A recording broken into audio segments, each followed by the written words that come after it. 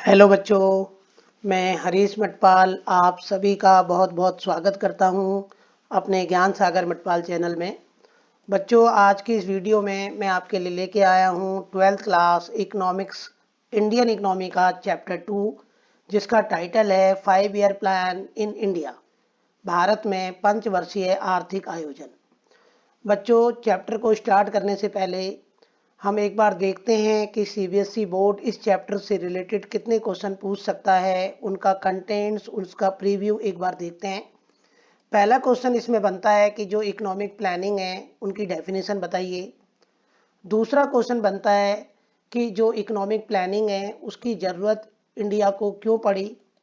तीसरा, बताइए इकोनॉमिक जो प्लानिंग है वो कितने प्रकार के होते हैं।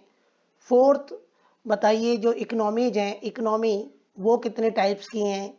फिफ्थ, बताइए इकोनॉमिक जो प्लानिंग है उसके ऑब्जेक्टिव्स, उसके गोल्स क्या हैं। सिक्स, बताइए 1990 तक इंडियन इकोनॉमी के फीचर्स की विशेषताएं क्या रही हैं। सेवन्थ, बताइए जो भी इकोनॉमिक प्लानिंग की गई हैं, जो भी 5 ईयर प्लान किए गए हैं, बनाए गए हैं, उनमें हम कितना सक्सेस रहे, कितना फेलियर रहे, उसको हम डिस्कस करेंगे। तो बच्चों, एक एक करके हम स्टार्ट करते हैं इस चैप्टर से रिलेटेड मोस्ट इंपॉर्टेंट क्वेश्चंस। पहला questions, give the definition of economic planning. बताइए कि जो इकोनॉमिक प्लानिंग है उसकी डेफिनेशन दीजिए, वो क्या होता है। बच्चों, एक प्लानिंग कमीशन एक सर्टेन पीरियड ऑफ टाइम में कुछ टारगेट और कुछ प्रोग्राम देश के डेवलपमेंट के लिए सेट करता है, जिसको हम कहते हैं इकोनॉमिक प्लानिंग। तो देश में ग्रोथ लाने के लिए, देश में डेवलपमेंट लाने के लिए प्लानिंग कमीशन के द्वारा जो भी टारगेट, जो भी प्रोग्राम सेट किए जाते हैं और जिन्हें एक सर्टेन पीरियड ऑफ टाइम में ख़त्म करना होता है, उन्हें हम कहते हैं इकोनॉमिक प्लानिंग। बच्चों, भारत में इकोनॉमिक प्लानिंग 1951 में स्टार्ट हुई। 16 अगस्त 2017 को प्लानिंग कमीशन का नाम चेंज करके नीति आयोग बनाया गया। एट द प्रेजेंट देश के डेवलपमेंट के लिए NITI Aayog planning commission set करता है। नीति आयोग का प्रेसिडेंट देश का प्रेजेंट में जो प्राइम मिनिस्टर है वो होते हैं। एट द प्रेजेंट अभी 12th 5 year plan running conditions में हैं, जो चल रहे हैं। तो इस प्रकार से देश में प्लानिंग कमीशन को नाम चेंज करके नीति आयोग के द्वारा जो भी इकोनॉमिक प्लानिंग है उनको सेट किया जाता है, उनके प्रोग्राम को सेट किया जाता है। बात करेंगे क्वेश्चन नंबर 2 की कि बताइए जो प्लानिंग कमीशन है उसकी ज़रूरत क्यों महसूस की गई इंडिया में। बच्चों, जो भारत की कंडीशन है आज़ादी के समय वो बहुत ही पुअर थी, बैकवर्ड थी और स्टैग्नेंट, लगभग जो ग्रोथ है वो स्टॉप हो चुका था। इसलिए लोगों की समस्याओं को सॉल्व करने के लिए इकोनॉमिक प्लानिंग बनाई गई और यह डिसीजन लिया गया कि इकोनॉमिक प्लानिंग करके जो भी प्रॉब्लम्स हैं उन्हें दूर किया जाएगा। तो इस प्रकार से देश की कंडीशन ठीक नहीं थी जब हमें आज़ादी मिली, इसलिए इकोनॉमिक प्लानिंग के बारे में सोचा गया। बात करेंगे क्वेश्चन नंबर 3 की कि बताइए इकोनॉमिक जो प्लानिंग होती हैं वो कितने प्रकार की होती हैं।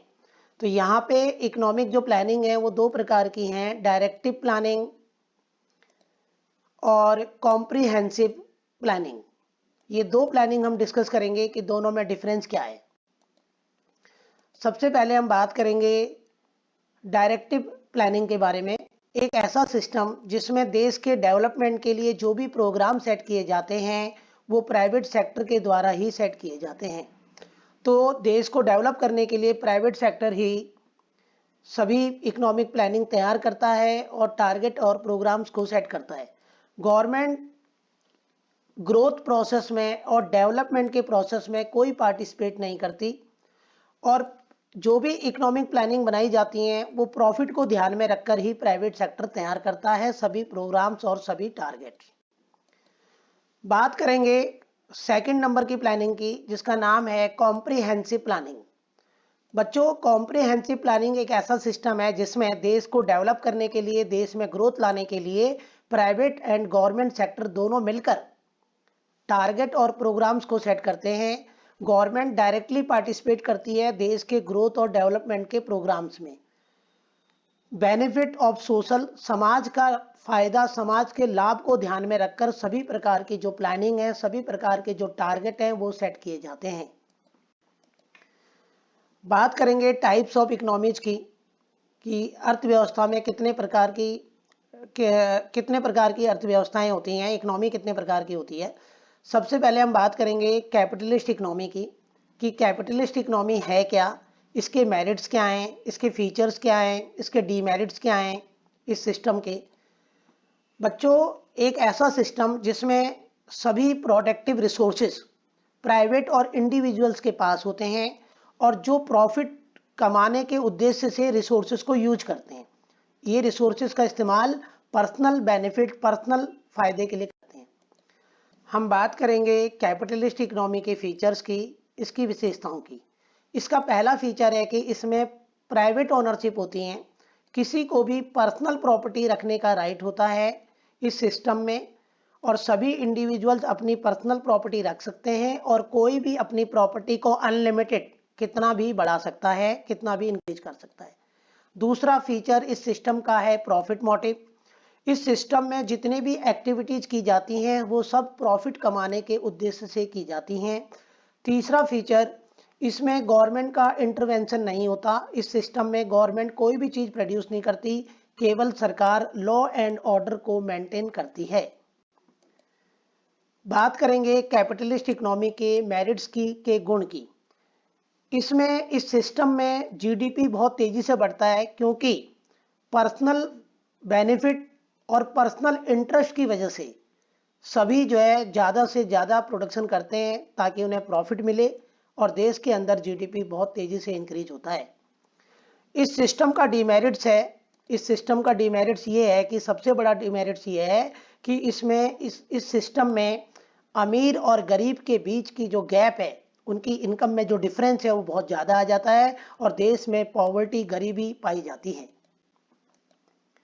बात करेंगे क्वेश्चन नंबर 5 की कि बताइए सोशलिस्ट इकोनॉमी क्या होती है, और इसके फीचर्स, इसके मेरिट्स, इसके डीमेरिट्स को हम डिस्कस करेंगे। बच्चों, एक ऐसा सिस्टम जिसमें जितने भी प्रोडक्टिव रिसोर्सेज हैं वो सरकार के पास होते हैं और सरकार सोशल वेलफेयर को ध्यान में रखकर इन रिसोर्सेज का इस्तेमाल करती है। तो इस सिस्टम में प्रोडक्टिव रिसोर्सेज सरकार के पास होते हैं। इस सिस्टम का फीचर्स, सोशलिस्ट इकोनॉमी की जो विशेषताएं हैं, पहली विशेषता ये है कि इसमें जो ओनरशिप है, जितने भी प्रोडक्टिव रिसोर्सेज हैं वो सब सरकार के पास होते हैं। किसी के पास भी personal property, personal individual property रखने का राइट नहीं होता है, अधिकार नहीं होता है। बच्चों, दूसरा इसका फीचर्स है सोशल वेलफेयर। सोशल वेलफेयर इसका मोस्ट इंपॉर्टेंट क्वालिटी है जिसमें सरकार का मेन ऑब्जेक्टिव होता है बेनिफिट टू ऑल, सभी को लाभ पहुंचाना। इकोनॉमी जो है उन एक्टिविटीज को नहीं करती है जिसका समाज पर बैड इफेक्ट पड़े, बुरा प्रभाव पड़े। बात करेंगे तीसरे फीचर्स की, डायरेक्ट पार्टिसिपेशन। इस सिस्टम में सरकार डायरेक्टली गुड्स एंड सर्विसेज को प्रोड्यूस करती है। केवल सरकार का काम लॉ एंड ऑर्डर को मेंटेन करना ही नहीं होता है, सरकार इस सिस्टम में एवरीथिंग, हर चीज का प्रोडक्शन करती है। इस सिस्टम के मेरिट्स क्या हैं, इसके गुण क्या हैं? सबसे बड़ा गुण इस सिस्टम का यह है कि इसमें इकोनॉमिक इक्वलिटी पाई जाती है। किसी को भी पर्सनल प्रॉपर्टी रखने का राइट्स नहीं होता है, का अधिकार नहीं होता है। इस सिस्टम का डीमेरिट्स है कि इस सिस्टम में जो प्रोडक्शंस है वो बहुत स्लो होता है क्योंकि प्रॉफिट को ध्यान में रखा नहीं जाता है, जिसकी वजह से प्रोडक्शन जो है, वस्तुओं का उत्पादन बहुत धीमा और बहुत स्लो होता है। बात करेंगे क्वेश्चन नंबर 6 की कि मिक्स्ड इकोनॉमी क्या होती है, इसके फीचर्स क्या हैं, इसके मेरिट्स क्या हैं और इसके डीमेरिट्स क्या हैं। तो एक ऐसा सिस्टम जिसमें जो रिसोर्सेज हैं उन पे प्राइवेट और गवर्नमेंट दोनों का अधिकार होता है। प्राइवेट और गवर्नमेंट दोनों मिलकर काम करते हैं। गवर्नमेंट उन चीज़ों को प्रोड्यूस करती है जो समाज के लिए बहुत इंपॉर्टेंट होते हैं। उसी प्रकार से प्राइवेट सेक्टर उन चीज़ों का प्रोडक्शन करता है जो सोसाइटी के लिए, समाज के लिए कम इम्पोर्टेंट होते हैं। बात करेंगे मिक्स्ड इकोनॉमी के फीचर्स की, विशेषताओं की। इस सिस्टम में प्राइवेट और गवर्नमेंट दोनों मिलकर काम करते हैं, दोनों मिलकर चीज़ों को प्रोड्यूस करते हैं। दूसरा फीचर है कि इस सिस्टम में प्रॉफिट को भी ध्यान में रखा जाता है और सोशल मोटिव और सामाजिक कल्याण को भी ध्यान में रखकर चीज़ों को प्रोड्यूस किया जाता है। इस सिस्टम का मेरिट्स क्या है? इस सिस्टम का गुण यह है कि इसमें कैपिटलिस्ट और सोशलिस्ट दोनों सिस्टम कंबाइंड होते हैं। इसमें जीडीपी भी बढ़ता है और सोशल वेलफेयर भी बढ़ता है। इस सिस्टम का सबसे बड़ा ड्रॉबैक्स है कि इसमें करप्शन और इनएफिशिएंसी पाई जाती है, क्योंकि बहुत चीज़ों का प्रोडक्शन सरकार करती है, जिसकी वजह से काम डिले और करप्शन पाया जाता है। बात करेंगे क्वेश्चन नंबर 7 की, कि बताइए जो इकोनॉमिक प्लानिंग है उसके लॉन्ग टर्म ऑब्जेक्टिव्स क्या हैं। तो बच्चों, इकोनॉमिक प्लानिंग के लॉन्ग टर्म ऑब्जेक्टिव्स को हम एक एक करके समझते हैं स्टेप बाय स्टेप। सबसे पहला ऑब्जेक्टिव है देश में ग्रोथ एंड डेवलपमेंट लाना, समृद्धि और आर्थिक विकास लाना। तो इकोनॉमिक प्लानिंग के समय प्लानिंग इस तरीके से तैयार की जाती है कि देश की नेशनल इनकम और पर कैपिटल इनकम को बढ़ाया जा सके। तो बच्चों, देश में बहुत तेजी से डेवलपमेंट लाने के लिए और ग्रोथ लाने के लिए सबसे पहले जो गुड्स एंड सर्विसेज है, जीडीपी, उन्हें बढ़ाया जाता है। और जीडीपी को बढ़ाने से देश की नेशनल इनकम और पर कैपिटा इनकम दोनों बढ़ती हैं। तो इस प्रकार से प्रोग्राम सेट किए जाते हैं कि ताकि देश में नेशनल इनकम और पर कैपिटल इनकम बढ़े और ज़्यादा से ज़्यादा गुड्स एंड सर्विसेज का प्रोडक्शन हो। दूसरा ऑब्जेक्टिव होता है जनरेट इकोनॉमिक इक्वलिटी। समाज में और देश में सभी लोगों की इनकम में जो गैप है उसे कम किया जाए। तो इकोनॉमिक प्लानिंग का एक ऑब्जेक्टिव ये भी है कि अमीर और गरीब के बीच में जो इनकम में गैप है उस गैप को कम किया जाए या उसे दूर किया जाए। तो अमीरों पे ज़्यादा टैक्स लगा के और वही टैक्स का पैसा गरीबों पे खर्च करके और गरीबों को टैक्सेस से फ्री करके ये किया जा सकता है। इसमें गवर्नमेंट को इस तरीके से प्रोग्राम सेट करने होते हैं कि देश में डेवलपमेंट का जो बेनिफिट है, डेवलपमेंट का जो फायदा है, वो ज़्यादा से ज़्यादा मिले। तीसरा ऑब्जेक्टिव होता है इकोनॉमी में पॉवर्टी को ख़त्म करना, गरीबी को दूर करना। तो इकोनॉमिक प्लानिंग का यह भी मेन ऑब्जेक्टिव है गरीबी को दूर करना, जिसके लिए गरीबों को टैक्स से फ्री रखा जाता है और उन्हें बहुत सारी सुविधाएं जैसे एजुकेशन, मेडिकल, हाउसेस दी जाती हैं, ताकि उनकी कंडीशंस को रिफॉर्म किया जा सके, उनकी कंडीशंस को सुधारा जा सके। चौथा ऑब्जेक्टिव है इंक्रीज द एम्प्लॉयमेंट, रोजगार के अवसर को बढ़ाना। तो इकोनॉमिक प्लानिंग का फोर्थ ऑब्जेक्टिव होता है देश के अंदर एम्प्लॉयमेंट अपॉर्चुनिटी, जॉब अपॉर्चुनिटीज को बढ़ाना, ताकि अनएम्प्लॉयमेंट को जड़ से खत्म किया जा सके और सभी लोगों को काम दिया जा सके। तो फुल एम्प्लॉयमेंट पाने के लिए सरकार इकोनॉमिक प्लानिंग इस तरीके से तैयार करती है कि शहर और गांव दोनों में जॉब अपॉर्चुनिटी ज़्यादा से ज़्यादा क्रिएट हो, ज़्यादा से ज़्यादा लोगों को गांव और शहरों में जॉब मिले। फिफ्थ ऑब्जेक्टिव है इकोनॉमिक प्लानिंग का फॉरेन ट्रेड को सुधारना, फॉरेन ट्रेड को इम्प्रूव करना, विदेशी व्यापार को बढ़ावा देना। तो 5 ईयर प्लान में इस तरीके से प्रोग्राम सेट किए जाते हैं कि भारत का जो फॉरेन ट्रेड है वो इम्प्रूव हो और इंपोर्ट को कम करने की कोशिश की जाती है। और यह कोशिश की जाती है कि जिन चीज़ों को हम विदेशों से परचेज करते हैं उनके सब्स्टिट्यूट को अपने देश में ही प्रोड्यूस करें, जिसे कहते हैं इंपोर्ट सब्स्टिट्यूशंस, और हम एक सेल्फ रिलायंसेस बने, किसी भी चीज़ के लिए हमें विदेशों पर डिपेंड ना रहना पड़े। तो बच्चों, हम बात करेंगे क्वेश्चन नंबर 8 की, जिसमें पूछा गया है कि 1991 तक, बिफोर 1991 जो भी इकोनॉमिक पॉलिसी बनी, जो भी इकोनॉमिक प्लानिंग बने, उनके जो मेन फीचर्स हैं, उनकी जो मेन विशेषताएं हैं, वो क्या विशेषताएं रही। तो एक एक करके हम 1991 से पहले जो भी फीचर्स थे, जो भी विशेषताएं थी, वो पढ़ेंगे। एक तो पहली विशेषता ये थी कि गवर्नमेंट सेक्टर पे ज़्यादा भरोसा किया गया, प्राइवेट सेक्टर को कंट्रोल में रखा गया, एसएसआई को प्रोटेक्शंस दी गई और फॉरेन कंपटीशन से देश की डोमेस्टिक इंडस्ट्री को बचाया गया, इंपोर्ट सब्स्टिट्यूशंस को फॉलो किया गया और फॉरेन कैपिटल को लिमिटेड अलाउ किया गया देश के अंदर। तो ये सारे पॉइंट्स हम इन डिटेल्स पढ़ेंगे एक एक करके।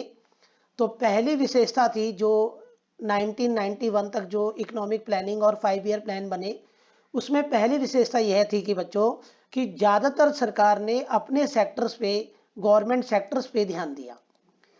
तो 91 से पहले गवर्नमेंट जो है ज़्यादातर चीज़ों को प्रोड्यूस करती थी। 17 बड़ी बड़ी इंडस्ट्रीज सरकार ने अपने पास रखी हुई थी और प्राइवेट सेक्टर को 12 इंडस्ट्रीज दे रखी थी चलाने के लिए। इस प्रकार गवर्नमेंट ने 91 तक सोशल वेलफेयर पर, सामाजिक कल्याण पर ही ध्यान दिया और ज़्यादातर चीज़ों को सरकार ने ही प्रोड्यूस किया। दूसरी विशेषता थी जो इकोनॉमिक प्लानिंग बनाए गए 91 तक, दूसरी विशेषता थी कि प्राइवेट सेक्टर पे सरकार ने बहुत ज़्यादा कंट्रोल, बहुत ज़्यादा नियंत्रण रखा। तो 91 से पहले प्राइवेट सेक्टर केवल 12 इंडस्ट्रीज को रन कर सकते थे और इन इंडस्ट्रीज को रन करने के लिए भी उन्हें सरकार से परमिशन लेनी होती थी लाइसेंस के रूप में। वो अपनी इंडस्ट्रीज का साइज नहीं बढ़ा सकते थे। इस प्रकार 91 तक सरकार ने प्राइवेट सेक्टर पे कंप्लीट कंट्रोल रखा, पूरा का पूरा नियंत्रण रखा। तीसरा, productions of the small scale industry, SSI. तो 91 से पहले सरकार ने कुछ चीज़ों को रिजर्व रखा एसएसआई के लिए, जिन्हें एसएसआई ही प्रोड्यूस कर सकता था। बड़ी बड़ी इंडस्ट्री उन चीज़ों को प्रोड्यूस नहीं कर सकती थी। एसएसआई को डेवलप करने के लिए सरकार ने कॉमर्शियल बैंक के through come rate of interest पे एसएसआई को लोन दिया और ज़्यादातर पहले एसएसआई पुरानी टेक्नोलॉजी यूज करते थे, जिससे प्रोडक्शन करने की जो कॉस्ट है वो ज़्यादा आती थी।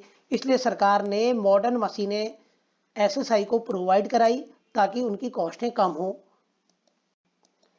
चौथा फीचर्स था फॉरेन कंपटीशन से डोमेस्टिक इंडस्ट्री को, एसएसआई को बचाना। तो डोमेस्टिक जो इंडस्ट्री हैं उन्हें बचाया गया फॉरेन कंपटीशन से। जो भी चीज़ें हम बाहर से खरीदते थे उन पे टैक्स ज़्यादा लगाया गया और उनकी लिमिट, कोटा तय किया गया, जिससे इंपोर्ट में कमी आई और डोमेस्टिक जो इंडस्ट्री हैं उनके जो प्रोडक्ट हैं उनकी डिमांड बढ़ी। फिफ्थ फीचर्स था इंपोर्ट सब्स्टिट्यूशंस। बच्चों 91 से पहले जो 5 ईयर प्लानिंग की गई, इकोनॉमिक पॉलिसी बनाई गई, उसमें इंपोर्ट सब्स्टिट्यूशंस पे ज़्यादा ध्यान दिया गया। यह डिसाइड किया गया कि जिन चीज़ों को हम विदेशों से परचेज करते थे उनके सब्स्टिट्यूट को देश के अंदर ही बनाया जाए ताकि हमें विदेशों से परचेसिंग ना करनी पड़े।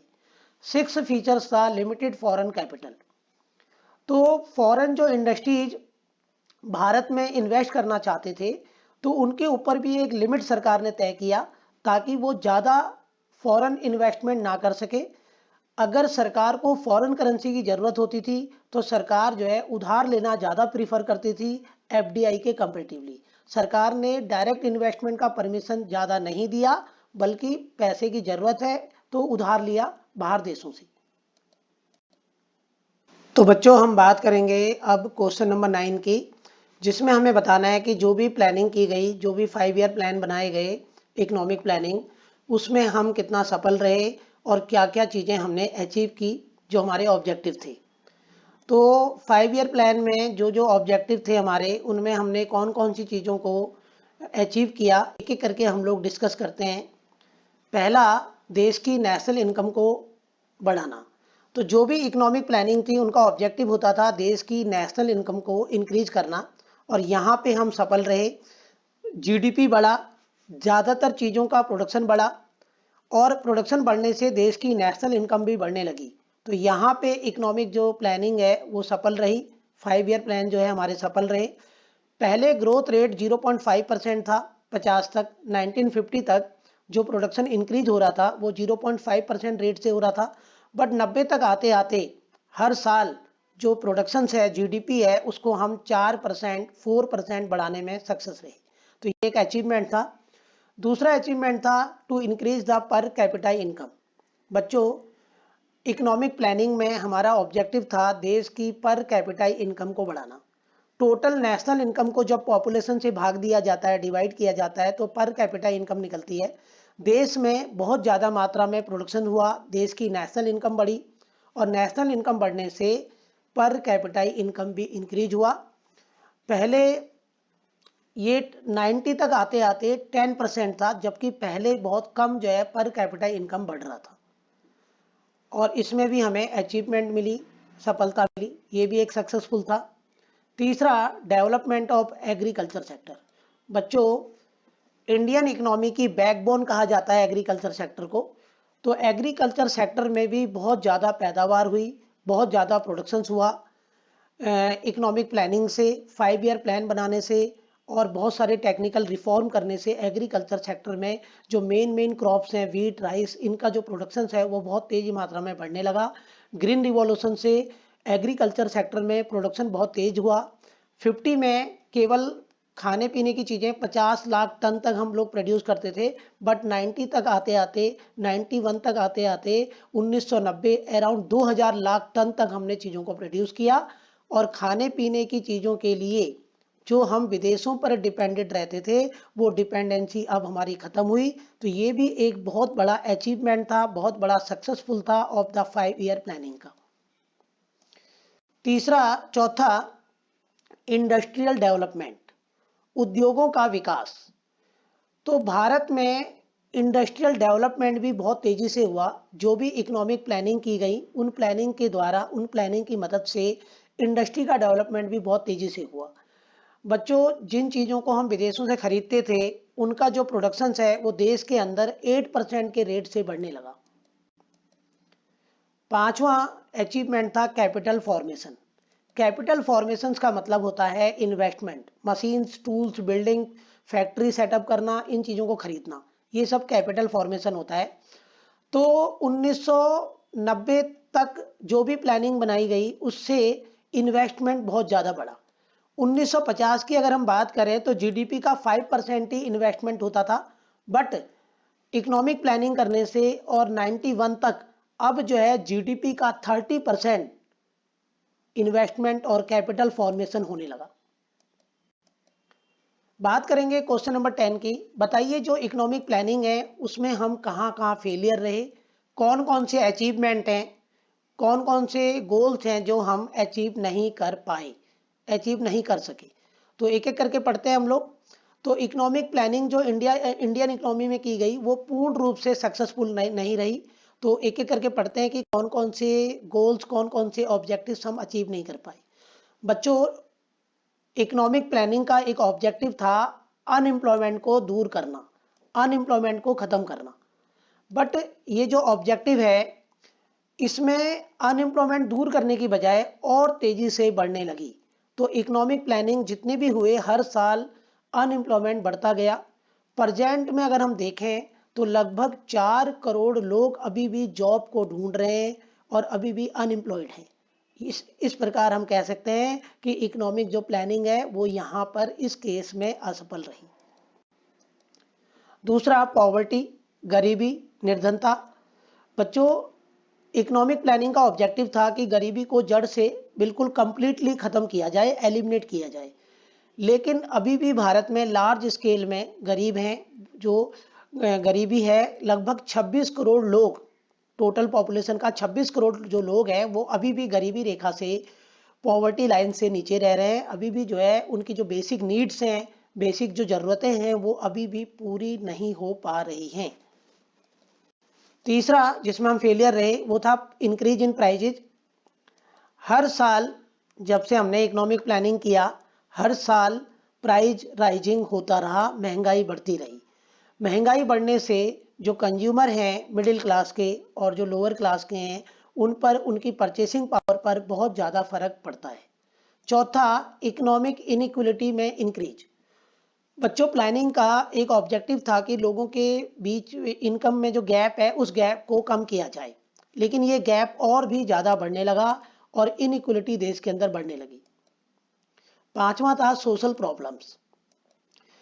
5 ईयर प्लान के ड्यूरेशंस में बहुत सारी एजुकेशन से रिलेटेड, ट्रेनिंग से रिलेटेड, मेडिकल एकोमोडेशन से रिलेटेड, इलेक्ट्रिसिटी से रिलेटेड और पानी से रिलेटेड बहुत सारी प्रॉब्लम्स देखी गई, समस्याएं अपनी जगह बनी रही। इन चीज़ों को भी प्रोवाइड करने में हम लोग सफल नहीं रहे।